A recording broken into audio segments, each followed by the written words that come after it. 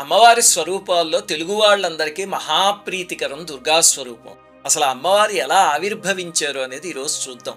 పూర్వం దుర్గమాసురుడు అని ఒక రాక్షసుడు ఉండేవాడు. హిరణ్యాక్షుడి వంశం. బ్రహ్మగారికి 1000 ఏళ్లు తపస్సు చేశాడు. ప్రత్యక్షం అయ్యాక ఏం వరం కావాలి అంటే, వేదాలు నా స్వాధీనం కావాలి, ముల్లోకాల్లో బ్రాహ్మణులు ఋషుల బుర్రల్లో ఉన్న మంత్రాలు కూడా నా స్వాధీనం కావాలి అంటే బ్రహ్మగారు ఆ వరం ఇచ్చారు. దాంతో వేద సంపద మొత్తం వాడి చేతుల్లోకి వెళ్ళిపోయింది. ఋషులకి వేద మంత్రాలు గుర్తు రావడం మానేసి, యజ్ఞయాగాలు, మంత్రజపాలు, సంధ్యావందనాలు అవన్నీ ఆగిపోయి ప్రకృతి తల్లడిల్లిపోయింది. ఆవిర్భాగాలు అందక దేవతలు నీరసించిపోయారు.